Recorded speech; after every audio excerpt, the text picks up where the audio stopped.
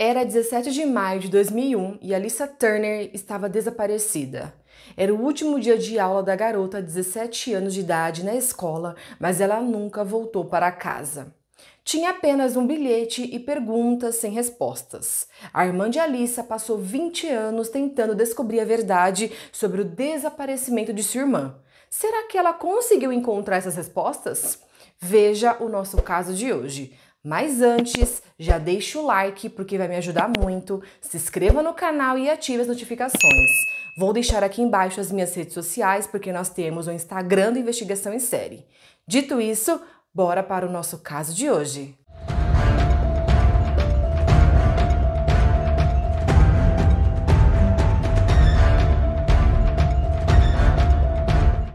Alyssa Mary Turner nasceu em 3 de abril de 1984 em Phoenix, Arizona. Ela era filha de Barbara Farmer e Steve Strum e tinha um irmão mais velho chamado John. Quando Alyssa tinha apenas 3 anos de idade, sua mãe se casou com Michael Turner, que já tinha 3 filhos de outro relacionamento. Eles se conheceram em um playground onde ambos levavam seus filhos para brincar. E o Michael simplesmente decidiu que teria aquela mulher para ele e passou a mandar flores e presentes todos os dias para o trabalho da Bárbara, além de começar a persegui-la. Depois de algum tempo, a Bárbara admitiu para o Steven que ela e Michael já estavam tendo um caso há meses. De acordo com Steve, ele foi proibido de ver sua própria filha. Ele chegou até a procurar um juiz, mas disseram que por causa do acordo da custódia, a Bárbara que sabia o que era melhor para sua filha. Então, por causa de todos esses acontecimentos, o Steve decidiu se mudar para a Califórnia. Depois de algum tempo, Michael adotou a Alyssa e eles se tornaram uma família grande e feliz. Cerca de um ano depois, sua irmã mais nova, Sarah Turner, nasceu. E uma coisa que a gente se pergunta nesse momento é como ele conseguiu adotar a Alyssa, sendo que ela tinha um pai biológico. Mas a verdade é que nem o próprio pai dela, o Steve, sabia que isso tinha acontecido. Ninguém avisou pra ele. Ou seja, foi tudo feito ilegalmente, ele não assinou nada e o juiz disse que ele não poderia ter contato com a própria filha até ela completar 18 anos de idade. Ele ficou afastado da sua própria filha. Bom, gente, mas alguns anos após o nascimento de Sarah, sua mãe, a Bárbara, foi diagnosticada com câncer de pulmão. Apesar de ter seguido o tratamento e ter passado por uma quimioterapia agressiva, ela faleceu pouco tempo depois. A Alyssa tinha na época 9 anos e Sarah apenas 4. Após a morte da mãe, as duas crianças ficaram sob os cuidados do pai, o Michael, que nunca se casou novamente. A morte da Bárbara foi, assim, um grande impacto na vida do Michael, porque ele caiu em uma depressão profunda. Ele também perdeu o emprego por causa de uma lesão no joelho e por isso ele começou a viver de benefícios que ele recebia do governo. A Sarah, nessa época, ela era muito pequena, então ela não se lembra dos detalhes, mas os seus irmãos mais velhos disseram que não reconheceram o próprio pai porque ele mudou muito nesse período de tempo. Foi também nessa época que ele começou a tratar suas duas filhas de maneira diferente, passando a ser extremamente controlador e manipulador com a Alyssa e continuando afetuoso e divertido com a Sarah. Quando a Alyssa começou a ficar mais velha, o comportamento de Michael em relação a ela parecia mais semelhante ao de um namorado ciumento ao invés do comportamento esperado de um pai. Ele aparecia frequentemente no local de trabalho dela e ficava no estacionamento filmando ela pela janela do prédio para ver se ela estava dizendo a verdade sobre onde estava indo. Ele também instalou câmeras de segurança em volta de toda a casa e em alguns locais secretos dentro de casa para monitorar a Alyssa, e ele até chegou a mostrar ao namorado dela um vídeo antigo dela beijando outro garoto no sofá na esperança de que ele acreditasse que o vídeo era recente e se separasse dela. Ele também brigava com o namorado de Alyssa para tentar causar atritos entre os dois. O Michael fez a Alyssa assinar vários contratos onde ele estabelecia regras de comportamento que ela deveria seguir, ela tinha que respeitar. E também ele fez um quadro que ficava exposto na entrada de casa, onde mostrava todos os deveres que ela deveria fazer. Ele entrevistava os pais dos amigos dela e até gravava os telefonemas que a Alyssa dava para ver o que ela falava por trás dele. E a Alyssa, gente, tinha uma forte semelhança com a sua mãe e muitos se perguntam se é por isso que Michael estava tão obcecado em espioná-la e mantê-la segura. Por outro lado, a Sarah descreve sua infância como incrível. Seu pai nunca monitorou seu comportamento, ele deixou ela beber bebida alcoólica quando criança e ela podia ficar acordada até tarde. Todas as amigas dela pensavam que ele era o pai mais legal porque Sarah podia fazer tudo o que ela queria. O Michael disse ter tratado a Alyssa de maneira diferente porque ela tinha déficit de atenção e necessidades especiais, então significava que ela precisava ser mais protegida do que Sarah. Só que ele sempre zombava da inteligência da Alyssa, e tem até um vídeo dele chamando ela de idiota, de estúpida, e a Alyssa também grita dizendo que o pai dela é um pervertido, e nessa época ela tinha apenas 13 anos de idade. A Alyssa também nunca foi diagnosticada com nenhuma necessidade especial, ela estava indo bem na escola e ela tinha uma excelente memória. A Alyssa desapareceu em 17 de maio de 2001, aos 17 anos de idade. Ela ainda estava morando com a sua irmã mais nova, a Sarah, que tinha 12 anos na época, e com seu pai adotivo, Michael. No dia do desaparecimento da Alyssa, o seu pai, Michael, disse que a buscou na escola para que eles pudessem almoçar juntos. E nesse dia era o último dia do ano letivo. E antes de sair com o Michael, a Alyssa chegou a encontrar o seu namorado, disse que estava saindo mais cedo, porque o seu pai foi buscá-la, só que ela o veria mais tarde. O Michael disse que durante o almoço ele e a Alyssa discutiram sobre ela ter mais liberdade e acabar com o toque de recolher. Ele disse a ela que, enquanto ela estava sob o teto dele, ela tinha que seguir as regras, e isso aparentemente deixou a Alyssa com muita raiva. Ele também a deixou em casa e saiu para resolver algumas coisas e buscar a Sarah na escola. Algumas horas depois, a Sarah estava no passeio da turma dela, então ela chegou na escola e ficou esperando o pai ir buscá-la, só que ele não apareceu. A Sarah disse que essa atitude ela não achou nada demais, porque o pai dela na época sempre se atrasava para buscar as filhas na escola, então ela não imaginou que poderia estar acontecendo algo errado. Com isso, a Sarah decidiu ir para uma casa de uma amiga. Lá ela enviou uma mensagem de texto para o pai dizendo aonde ela estava e que ficaria esperando ele por lá. E ele chegou lá depois de 2 horas, mas ele estava super em pânico porque ele não estava conseguindo entrar em contato com a Alyssa. A Sarah disse que estava fumando cigarros com a amiga, e quando o pai chegou, viu que ela estava naquela cena, naquela situação, e ela achou que teria problemas por causa disso. Só que assim, gente, só pra vocês entenderem, a única regra era não fumar, já que a mãe dela morreu de câncer no pulmão. Só que em vez disso, ele ficou ok, ficou tranquilo, não disse nada. A única coisa foi que ele jogou o telefone pra Sarah, dizendo pra tentar entrar em contato com a Alyssa. A Sarah chegou a ligar, só que a Alyssa não atendeu. Ao chegar em casa, Sarah encontrou o conteúdo da mochila de Alyssa espalhado no chão, o seu celular e um bilhete em cima da cômoda escrito, entre aspas, Papai Sarah. Quando você me deixou na escola hoje, decidi que realmente vou para a Califórnia. Sarah, você disse que não me queria por perto. Olha, você conseguiu. Eu estou indo embora. Foi para isso que guardei meu dinheiro. Pai, tirei $300 de você. Assinado Alyssa. A Sarah, ela admitiu que não deu importância para esse bilhete, porque a Alyssa sempre ameaçou fugir de casa. E o Michael, naquela mesma tarde, ele entrou em contato com a polícia para dizer que a Alyssa tinha fugido para a Califórnia. Embora ela tenha sido reportada como uma pessoa desaparecida, a polícia aceitou as palavras do Michael de que a Alyssa tinha fugido para a Califórnia, então eles não investigaram o caso. Também vale a gente observar que o Michael já trabalhou na polícia, então se fosse do interesse dele, ele saberia exatamente o que dizer para fazer a polícia ficar interessada e correr atrás, tomar depoimentos, investigar o caso, mas ele também saberia o que dizer caso quisesse manter a polícia afastada. O Michael disse que após uma semana do desaparecimento dela, a Alyssa ligou lá para casa da Califórnia, xingou ele e disse que queria que deixassem ela em paz.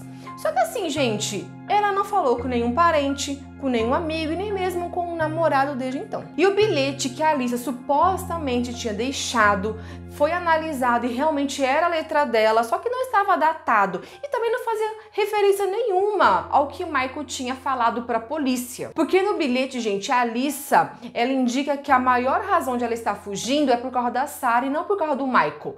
E ela também não conta nesse bilhete os motivos pelos quais ela está fugindo. Ela não fala se foi por causa de uma briga que teve no almoço ou por causa da sua liberdade. A Sarah também disse que a assinatura era diferente da assinatura da Alyssa, porque parecia que tinha escrito com muita pressa. Ela acredita que a Alyssa tinha escrito o bilhete durante uma discussão anterior com a Sarah, mas desistiu de seu plano de ir embora e que Michael, por acaso, encontrou o bilhete e o guardou com ele.